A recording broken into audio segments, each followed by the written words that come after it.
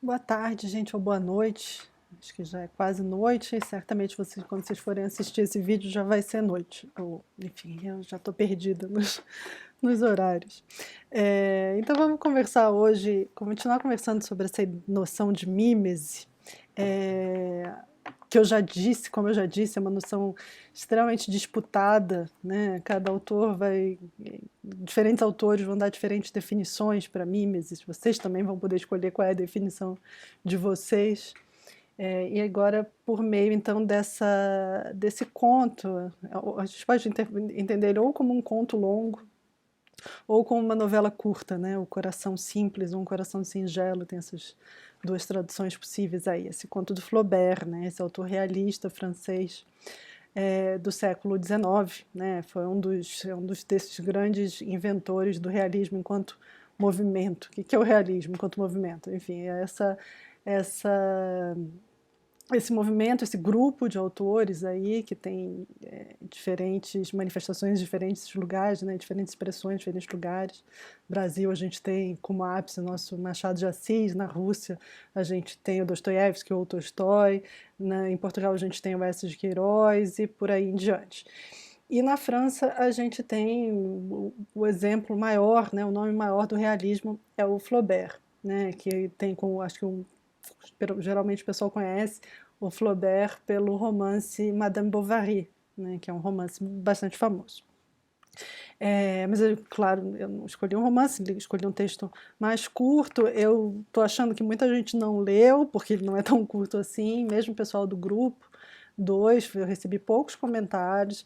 Pessoal, no final, esses comentários vão se somar, né? Eles estão dando a nota aí, são uma parte importante da nota. Não deixem de fazer os comentários, não deixem de ler os textos. Vocês estão em casa, né? Eu imagino, pelo menos a maior parte de vocês.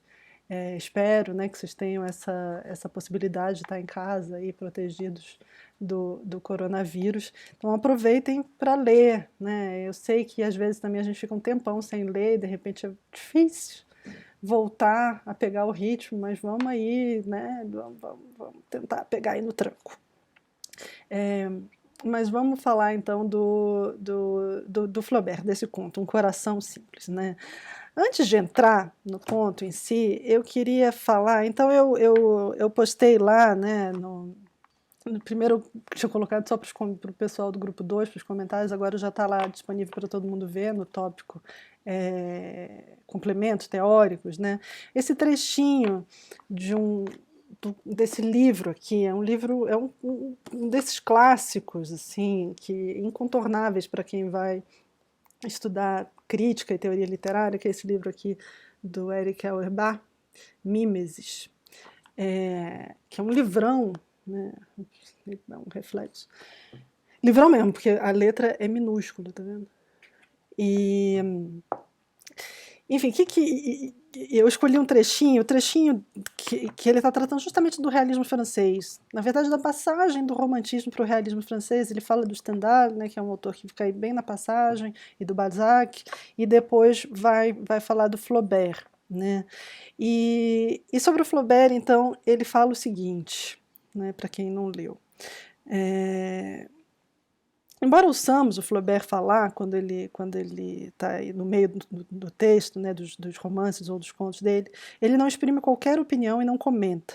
Seu papel limita-se a escolher os acontecimentos e a traduzi-los em linguagem. Isso ocorre com a convicção de que qualquer acontecimento, se for possível exprimi-lo limpa e integralmente, interpretaria inteiramente a si próprio os seres humanos de que dele participassem. Muito melhor e mais inteiramente do que eu poderia fazer qualquer opinião ou juízo que lhe fosse acrescentado.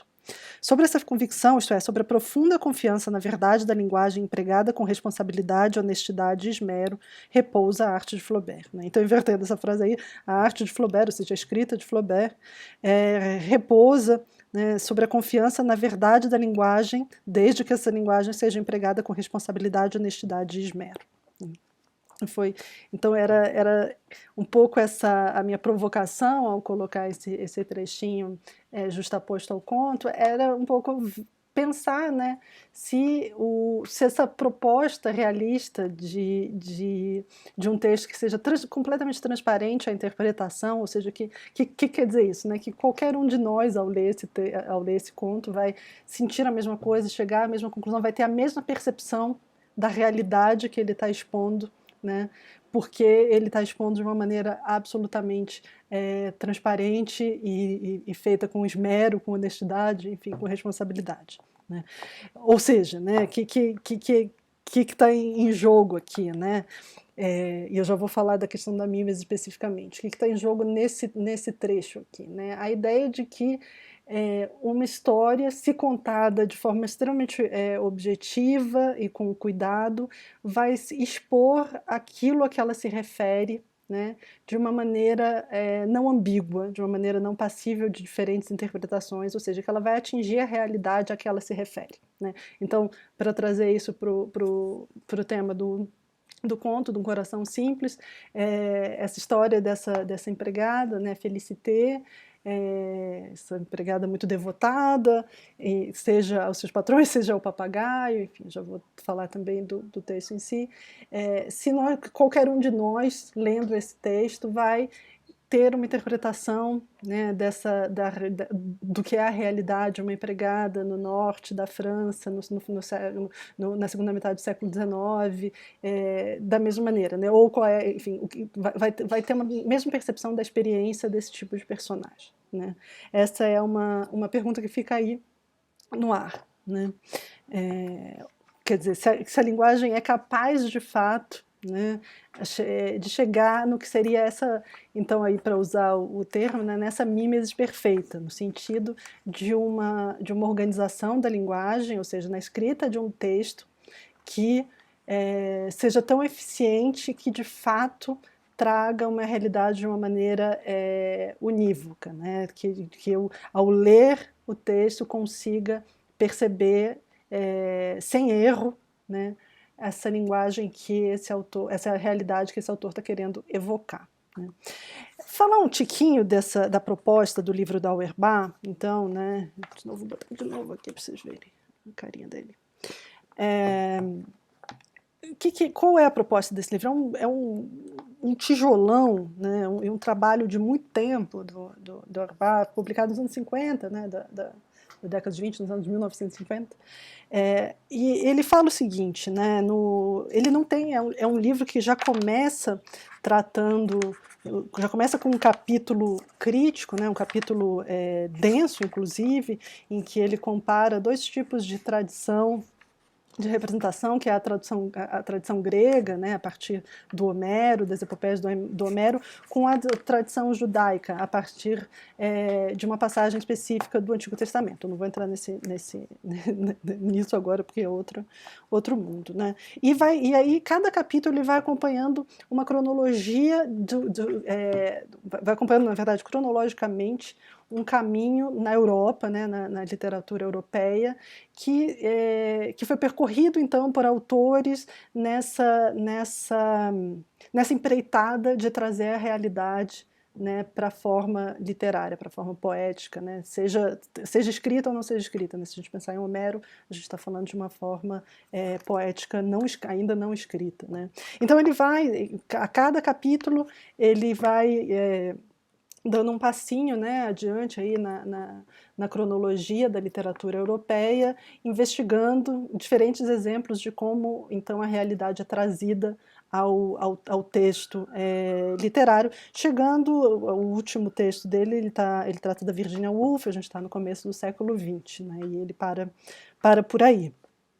E ele fala, aí no final ele tem um epílogo, né, embora o livro não tenha uma introdução, já começa com essa comparação do Homero com o Antigo Testamento, né, no finalzinho tem um epílogo, em que ele diz assim: o tema desse escrito, do livro todo, né, é a interpretação da realidade através da representação literária ou imitação, né, ou seja, ele está justapondo os conceitos de representação literária e mímesis, né? A imitação aqui ele usa entre aspas justamente como uma tradução de mímesis.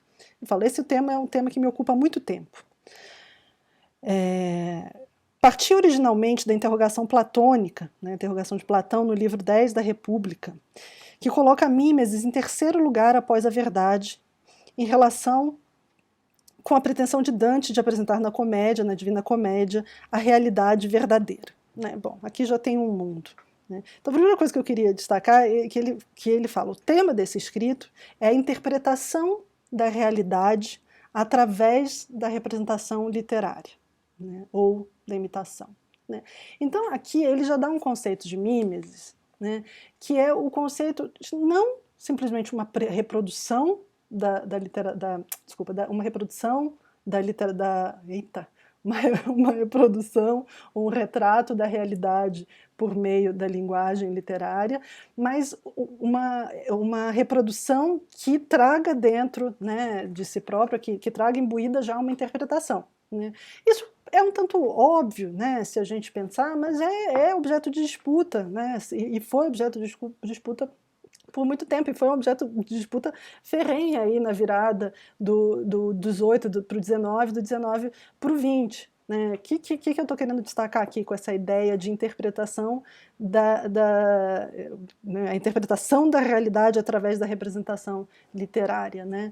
Porque durante algum tempo, né, se a gente pensar aí no Renascimento, no neoclassicismo, se propunha que a arte, né, ela era uma representação da natureza, de uma natureza idealizada, de uma natureza tal qual ela deveria ser, da vida como ela deveria ser, né, mas ainda assim uma representação, e não uma interpretação, quer dizer, que se escamoteava, né, se sequestrava, se fingia, de um certo modo, que nessa escolha de representar um certo ideal, né, de um ideal de perfeição, que aí já não estava imbuída uma interpretação.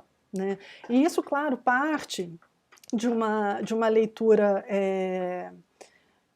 não propriamente simplificada, mas de uma leitura enviesada, né, da poética do Aristóteles, que lê a poética do Aristóteles como uma série de regras sobre o que deve ser trazido, né, para a tragédia, para a comédia.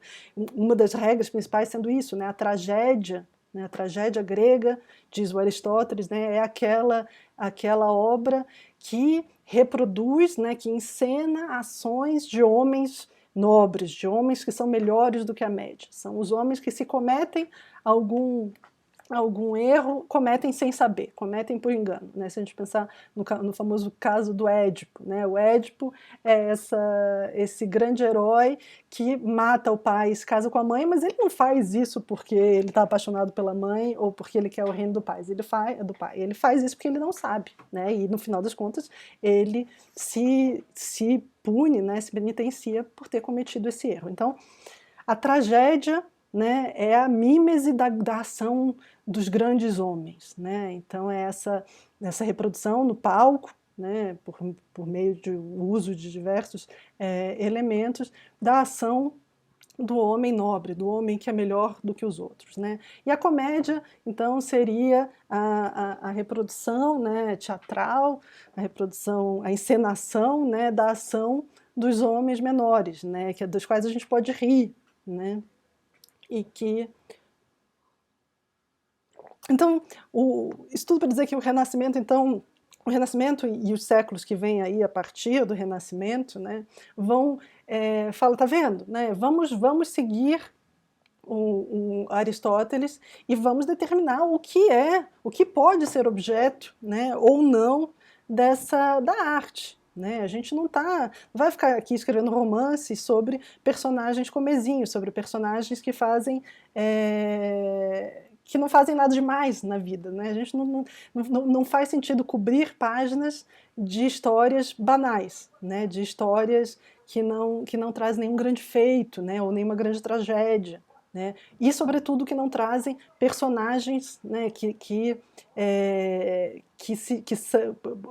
Personagens que sejam melhores, né, do que a média das pessoas que a gente convive no dia a dia. Essa é uma espécie de uma regra, né, uma espécie de uma regra não, é uma regra, né, que é seguida, imposta, né, bastante aí até o século XVIII, né, sobretudo na França. A França é o mundo das regrinhas, né, aí no século XVII e XVIII. Na virada para o romantismo, né, que é esse grande estalo da subjetividade, né, do olhar para si, né, de pensar como somos todos diferentes e produzimos diferentes pontos de vista e que esses pontos de vista podem ser válidos e interessantes, né?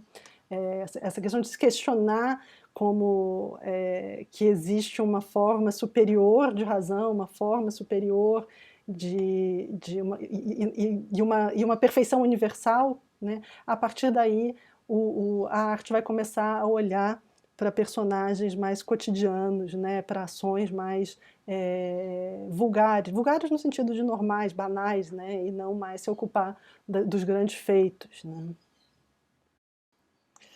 Então, para voltar aqui para o epílogo desse livro Mimesis, do Auerbach, né, então é nisso, né, que ele fala, ele parte dessa, para tocar aqui ainda nessa questão do Platão, né, ele parte da primeira menção, né, crítica à noção de mimesis, que é essa questão da mimesis segundo o Platão, da República. O que o Platão na República fala? Né? Ele fala o seguinte, como a gente já viu um pouco sobre a metafísica do Platão, né? Existe aí um mundo da verdade ao qual a gente não tem acesso direto, os humanos não têm acesso direto, a gente lembra desse mundo da verdade se a gente teve a sorte de ter um vislumbre desse mundo da realidade divina, né? E quando a gente... Então, o mundo que a gente vive, né, o mundo das coisas, esse computador que está na minha frente, esse livro, aqui, eles já são uma versão...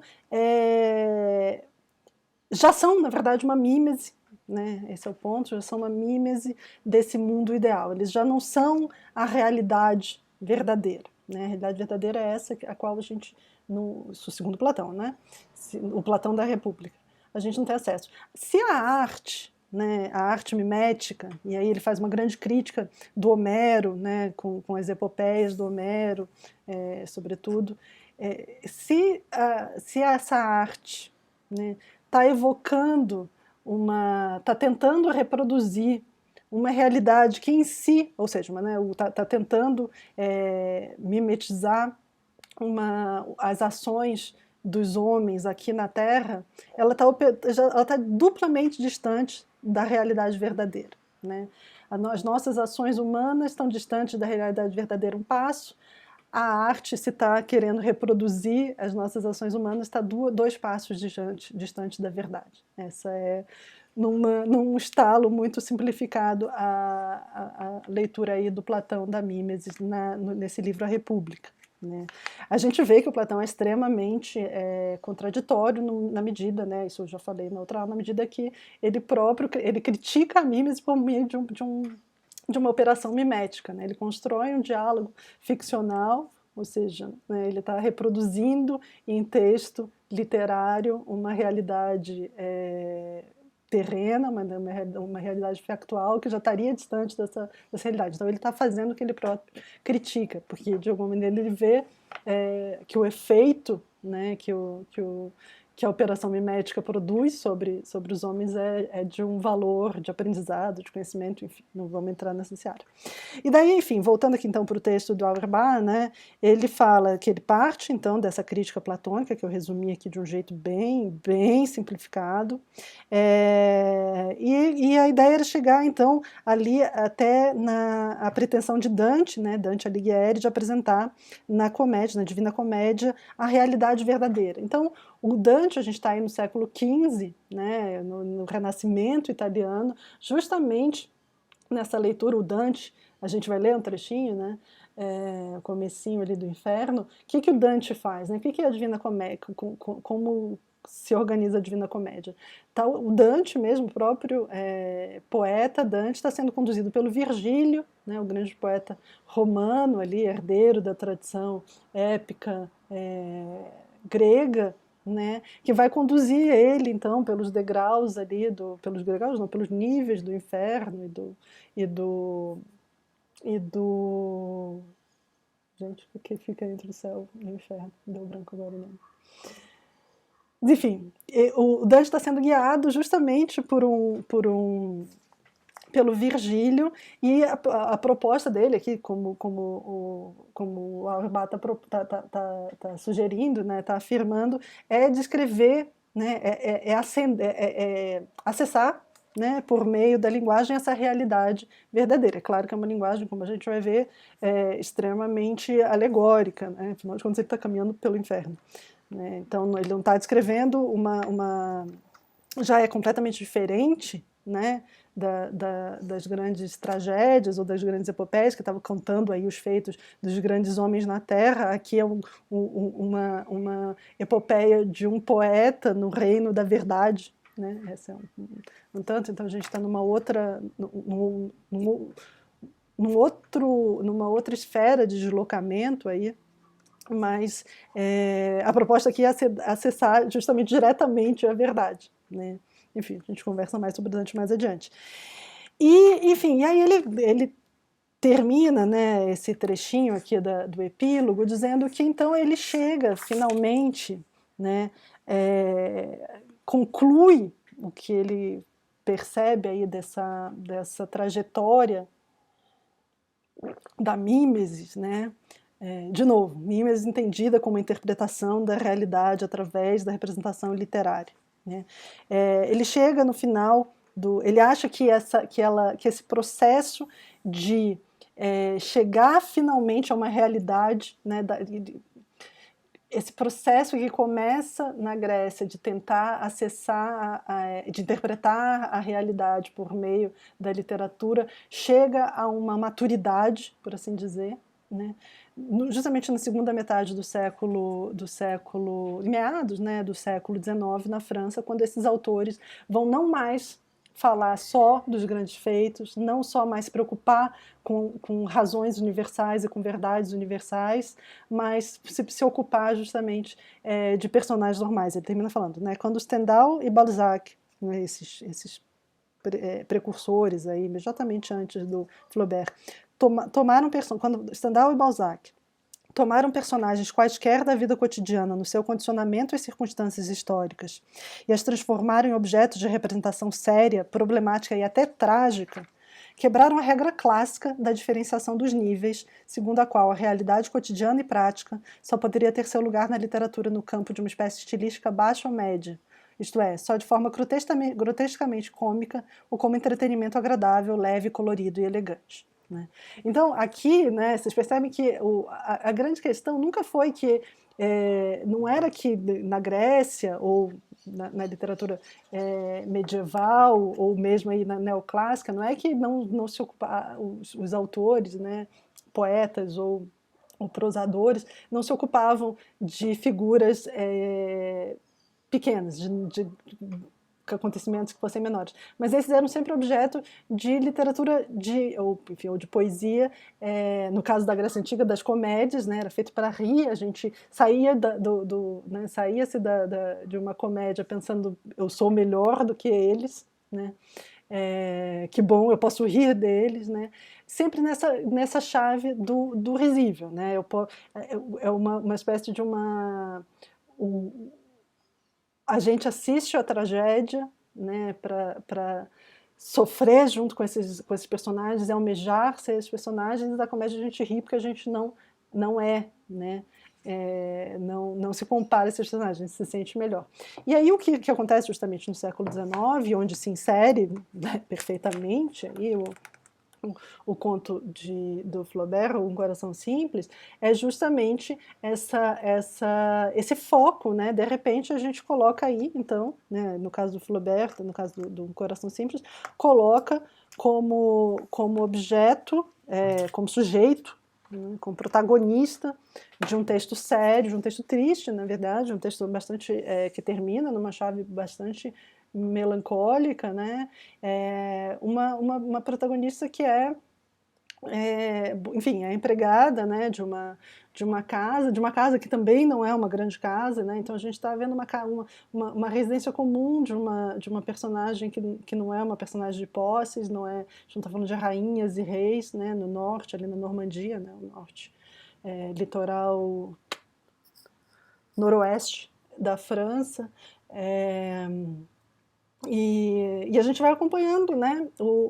Então, e ele, não só essa personagem, mas todo um círculo de personagens, o açougueiro, né? O outro, esse, como é, Bourret, que é esse comerciante, não fica nem muito claro, né? Esse comerciante que no final das contas é um trambiqueiro, que era amigo ali da patroa da Félicité.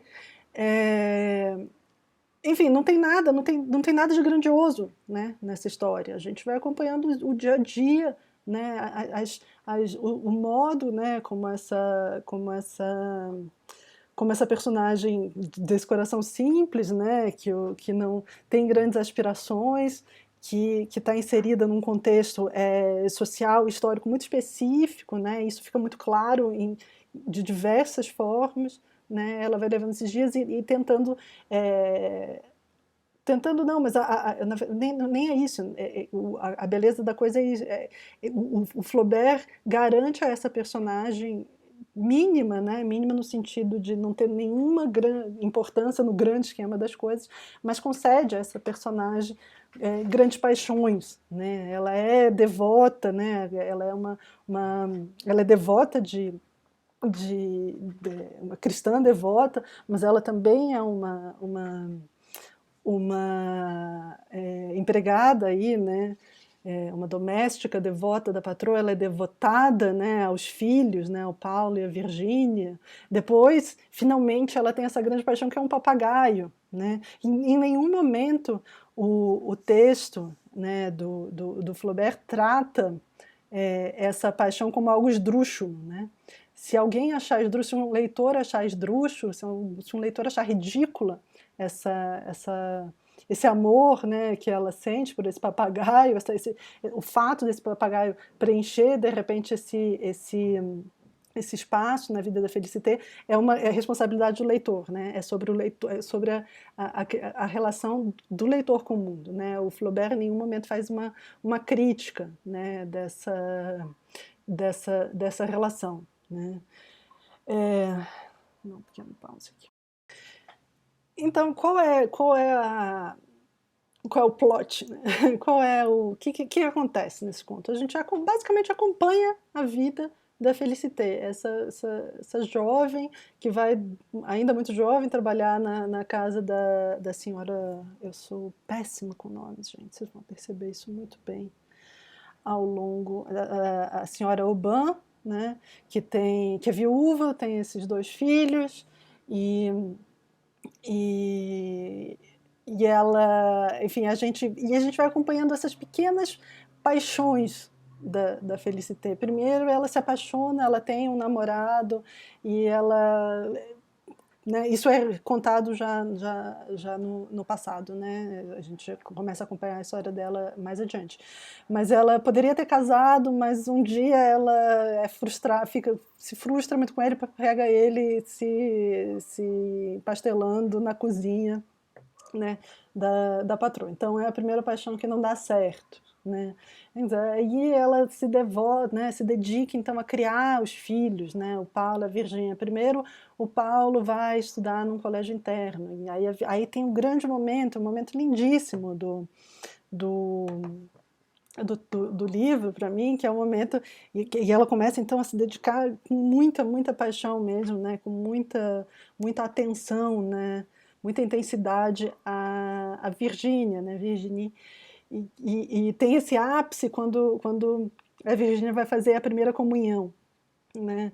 E ela acompanha, né, a Virgínia em toda a preparação da primeira comunhão, de modo que quando né, efetivamente a Virgínia vai fazer a primeira comunhão, né, vai tomar ali a hóstia pela primeira vez, ela se emociona como se fosse com ela mesma, de tal maneira ela se projeta, né, projeta os sentimentos nessa garotinha. E ela própria vai, né, no dia seguinte, ela vai fazer a primeira comunhão dela, mas aí ela nem se emociona tanto, ela se emociona mais por meio dessa relação que ela estabelece com a Virginie.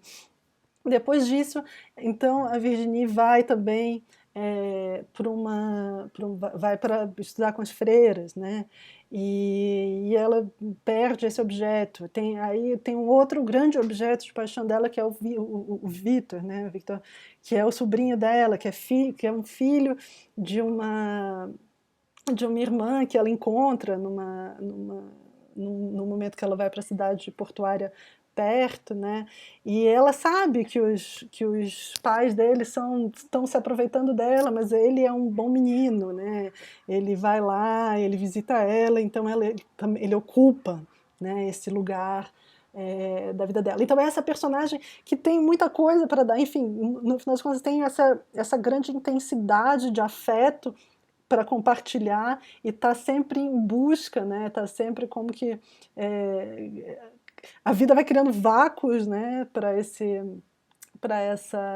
afeto, e ela vai em busca sempre de constituir esses novos objetos de afeto. Eventualmente o Vitor também vai embora, ele começa a trabalhar como marinheiro e vai para uma viagem longa, e ela acaba recebendo a notícia de que ele morreu de febre amarela.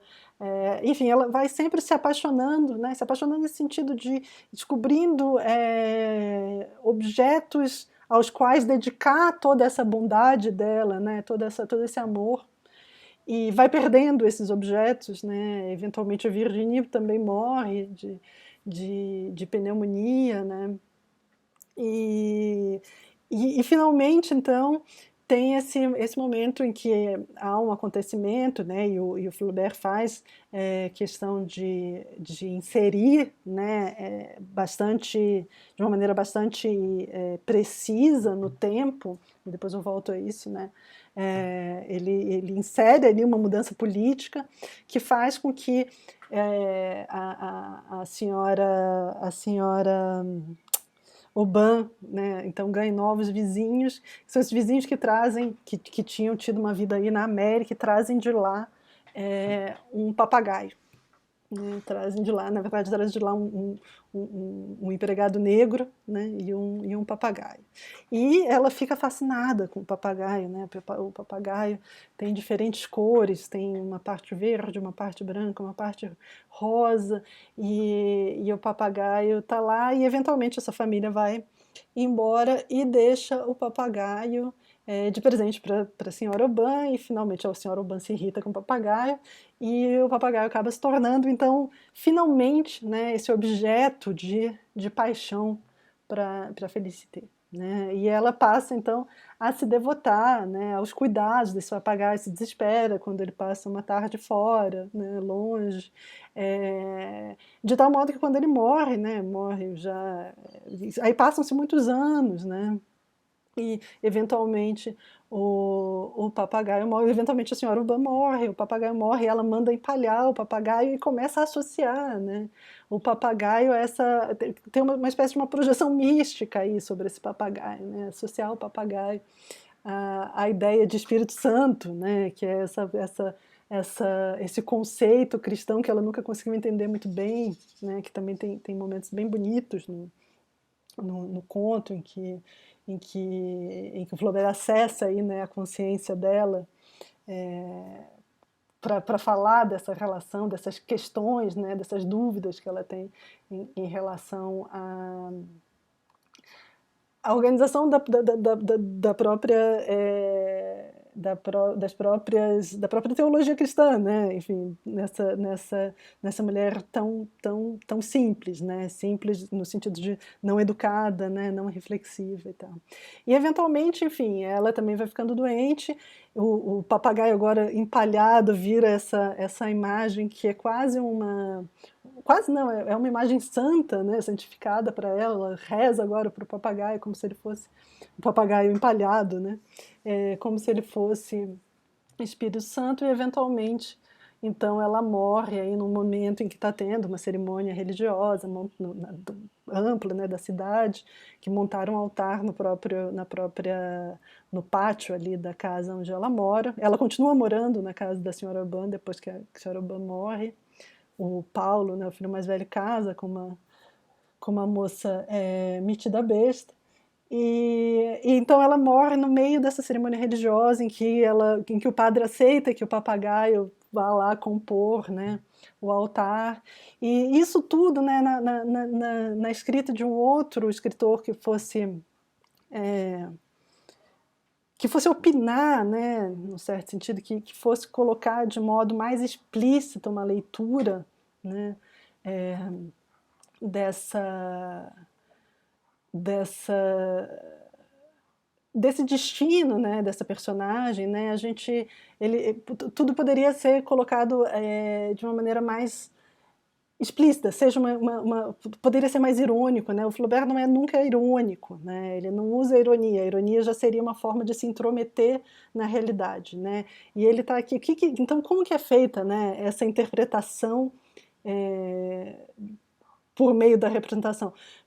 Pelo foco, né, que ele dá às coisas, né, pelo modo, né, melhor do que o modo, né, pelos elementos que ele escolhe compartilhar com os leitores, né. O Flaubert, ele é conhecido assim, né, ficou famoso por ser obsessivo, tem assim lendas de que ele ficava dias escolhendo uma palavra, né, a palavra ideal. Então é realmente assim essa ideia do meticuloso, cada objeto que ele punha numa cena, né, numa passagem, estava lá por um motivo, né?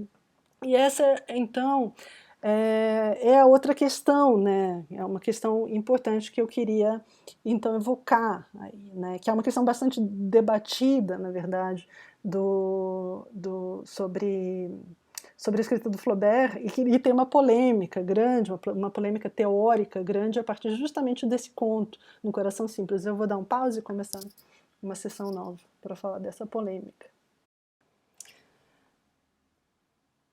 Então, uma coisa que quem leu o conto deve ter percebido é que é um conto que gosta muito de descrição. É um traço bastante famoso, né, enfim, bastante recorrente, bastante comentado da escrita realista.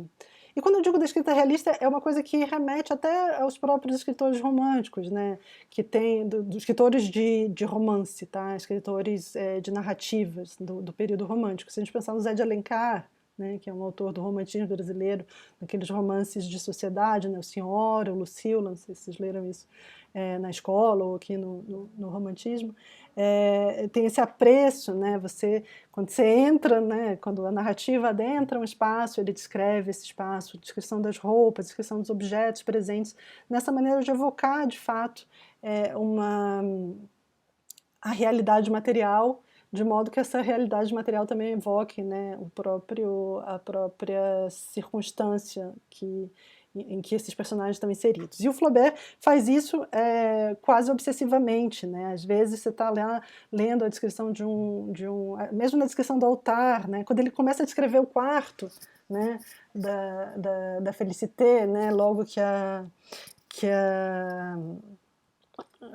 um pouco antes ou um pouco depois da senhora Aubin morrer, né, quando ela empalha, né, o palhaço, meu Deus, o papagaio, e coloca ele numa prateleira, né, ela vai descrevendo o texto vai descrevendo todos os objetos que tem naquele quarto, né, de modo que a gente fica até cansado, porque ele é muito atulhado de coisas, né, ela vai guardando tudo, as coisas que a senhora Aubin despreza, ela coloca lá, enfim, em outro momento tem o armário com as roupas da Virginie, tem aquele momento de comoção, né, depois que a Virginie morreu, da comoção que elas se abraçam, né, Félicité e a senhora Aubin, enfim, em vários momentos, né, é, essa descrição, né, muito minuciosa é feita de uma maneira obsessiva mesmo, né.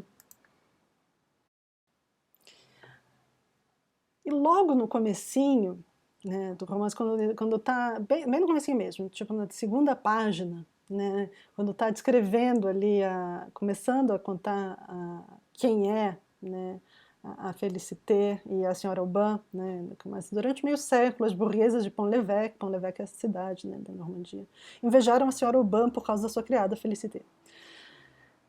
Aí falou o que ela fazia e tal. E aí começa a descrever a casa, né? Essa casa, revestida de ardósias, ficava entre uma travessa e uma arruela confinada com o rio. No interior dela havia diferenças de nível que faziam tropeçar. Um estreito vestíbulo separava a cozinha da janela onde a senhora Oban passava o dia inteiro, sentada à janela numa poltrona de palhinha. Junto aos lambris, pintados de branco, alinhavam-se 8 cadeiras de mogno. Um velho piano suportava, sob um barômetro, uma pilha piramidal de caixinhas de cartões. E por aí vai, né? 2 poltronas, e papapá. Depois na fala do andar térreo. E aí continua numa longa sequência. Todas as primeiras páginas do romance, do conto, são preenchidas de descrição dessa casa. Mas o que eu queria era voltar, né, para essa frase aqui, que é o tal do objeto de polêmica. Um velho piano suportava, sob um barômetro, uma pilha piramidal de caixinhas de cartões. Então, esse objeto, o barômetro é o objeto da disputa teórica e crítica. Em 68, o Roland Barthes, né, um teórico, semiólogo, ensaísta, enfim, fez o diabo, o Barthes, escreveu um ensaio, né, escrito O Efeito do Real, em que ele fala justamente dessa questão, ele reflete sobre por que o Flaubert enfiou esse barômetro, né, de repente nessa descrição, né? Porque ele está falando de mobílias normais, aí de repente ele coloca um barômetro. O que é um barômetro? Né? Um instrumento de medir pressão atmosférica. E esse barômetro está sem uso ali, né? O piano suporta, né? Então tem um piano embaixo de um barômetro que está suportando a pilha. Tem esse barômetro aí, nunca mais ele volta, né, no romance. Qual é a utilidade dele? O Barthes fala, é um objeto absolutamente inútil, né? Não tem nenhum motivo pelo qual o Flaubert coloca esse barômetro aqui, senão para evocar, para dizer, olha, eu estou aqui falando de coisas reais. Né? Então, qual é o propósito, né, do Barthes nesse texto, para também ser muito simplista? É falar, olha, nesse momento, né, da literatura, aí, nessa proposta realista, né, a proposta realista se vale desse tipo de recurso, que é inserir longas descrições em meio às quais aparecem os objetos que não querem dizer nada, a não ser que eles estão lá. Ou seja, o barômetro não está aqui para, e aí contradizendo um pouco, né, entrando aí um pouco em embate com o que a gente leria no Arbar, né, ele não está aqui para ser interpretado. Tá? Essa é a questão. Ele não está aqui para dizer nada. Né? Ele não está aqui. Ele está aqui para, no momento em que a gente está lendo, a gente sentir esse efeito, né, por isso o texto chama efeito real, esse efeito de real. Ele está descrevendo um recinto, né, uma sala real, e por isso ele joga esse objeto que não quer dizer nada além dele próprio. Né? Essa é a questão. Né? Nos anos 90, né, esse texto é um texto bastante, né, chama o Efeito de Real, se vocês quiserem procurar, eu posso também colocar lá. É um texto que é citado muito, né, por muitos autores. Eu vou falar só de 3 leituras diferentes, né, da Barthes, mais 2. Então, nos anos 90, um autor, ou começo dos anos 2000, agora me fugiu, um autor chamado Antoine Compagnon, que tem um livro chamado Demônios da Teoria, em que ele faz uma passada geral aí por vários dos conceitos, várias das noções importantes em teoria literária, critica, então, esse texto do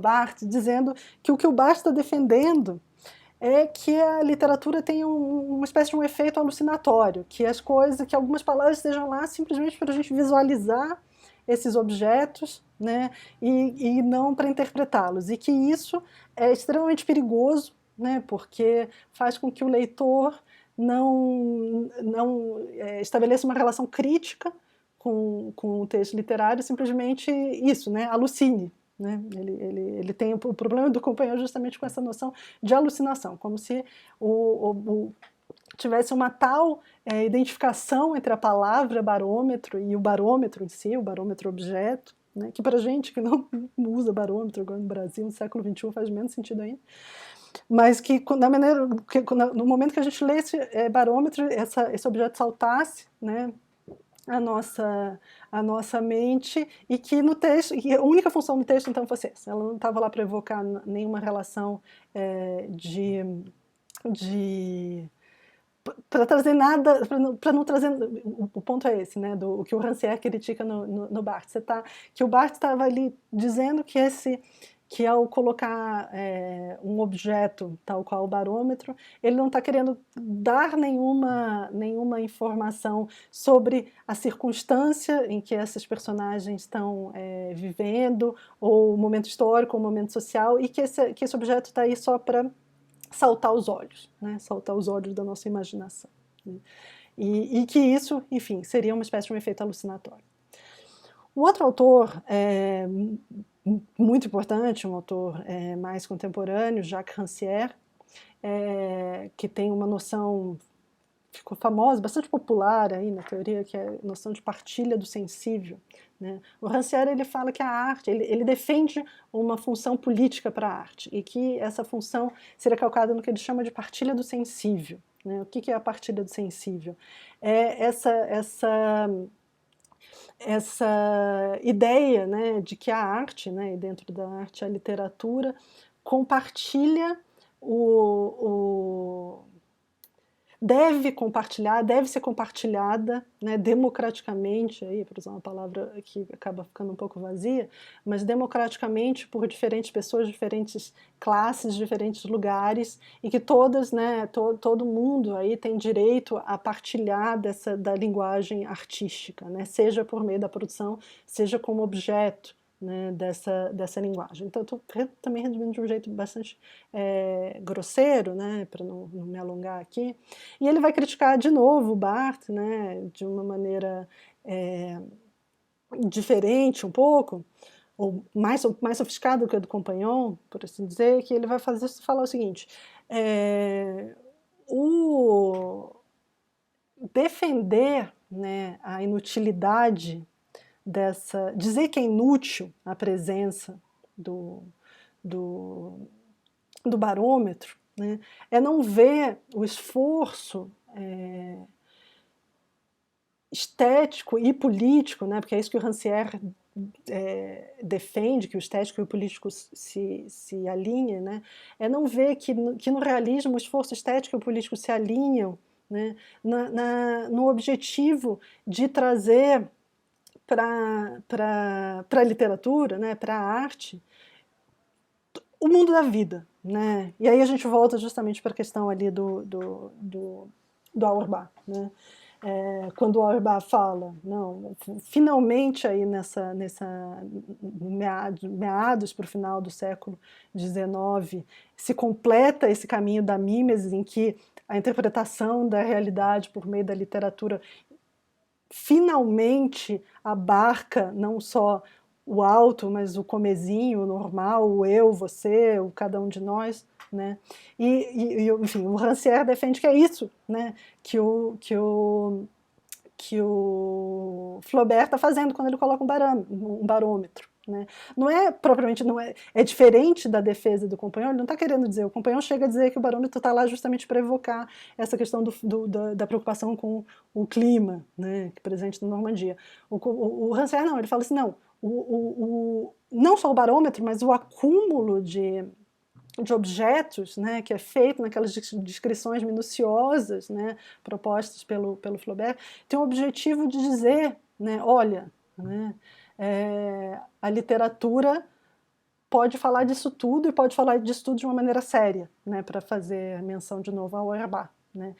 Quando a gente fala dessa coisa de uma personagem tão simples quanto uma empregada doméstica no interior da França do século XIX, ou seja, uma figura que não tem nenhuma projeção política, que não tem nem como é que eu vou dizer, não tem nem as oportunidades de fazer, né? Ela não tem oportunidade de fazer grandes gestos, né? Ela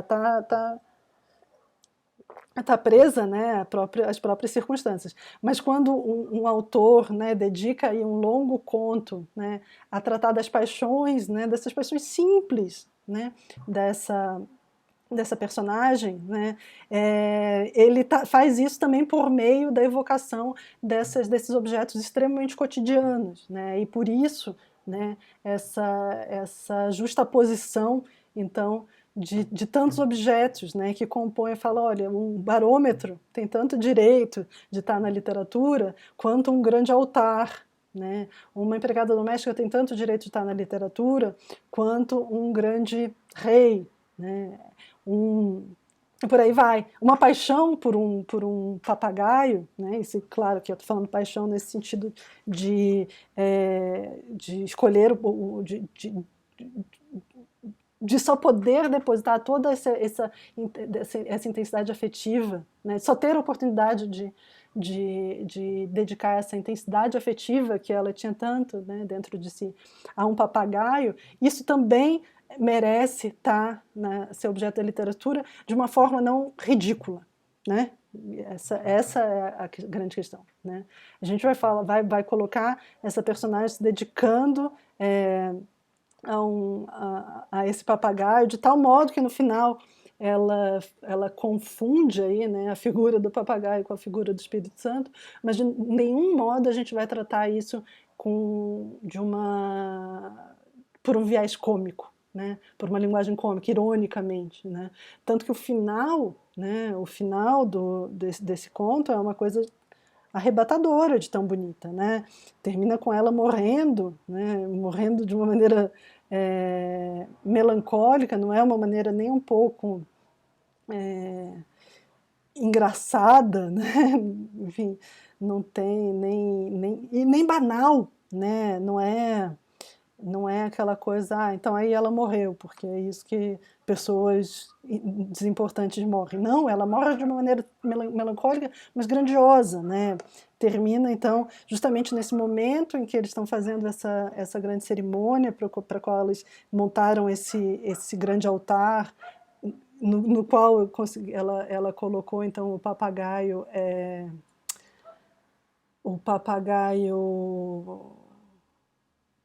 como é que se fala, gente? Eu acabei de falar essa palavra.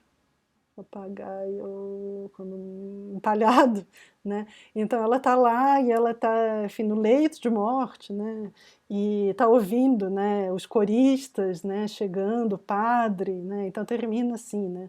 O padre subiu lentamente os degraus, depois sobrarrendo o seu grande ostentório de ouro que resplandecia. Todos se ajoelharam. Fez-se um grande silêncio. E os turíbulos, largamente balançados, deslizavam nas suas correntinhas. Então, isso tudo, essa cerimônia religiosa que está acontecendo lá na casa. Da qual ela não está participando, né? Ela está no quarto, em cima. Então, o último parágrafo é: um vapor celeste subiu ao quarto de Félicité. Ela largou as narinas, sorvendo-o com uma sensualidade mística. Depois cerrou as pálpebras. Seus lábios sorriam. Os movimentos de seu coração afrouxaram aos poucos, cada vez mais vagos, mais suaves, como uma fonte seca, como um eco desaparece. E ao exalar o último suspiro, ela acreditou ver, nos céus entreabertos, um papagaio gigantesco pairando acima da sua cabeça. Eu fico até arrepiada. É muito, muito bonito, né? É uma espécie de uma disso, né, que o Auerbach coloca, né? Finalmente, então, a Mimesis cumpre essa. Tô partindo dessa leitura do Auerbach, tá? Não quer dizer que eu concorde nem que essa seja a única, necessariamente, mas que finalmente, né, a Mimesis cumpre essa espécie desse destino de não mais ter que falar, né, não mais servir somente aos grandes heróis, aos grandes atos, mas também poder abarcar, né, cada um de nós, e cada objeto, em todas as circunstâncias, né? Então, por isso também, enfim, escolher esse segundo texto, né, para ser o segundo sobre a discussão sobre Mimesis. Nas aulas que vem, quando questão sobre a representação, a gente continua nessa conversa, né? Vocês vão ver que o deslizar do conceito de mimesis para o conceito de representação é muito sutil, né? A gente está no mesmo campo teórico, no mesmo campo semântico quase, né? Quase não, a gente está no mesmo campo semântico. Então é isso, gente. Vou postar aqui e a gente vai conversando.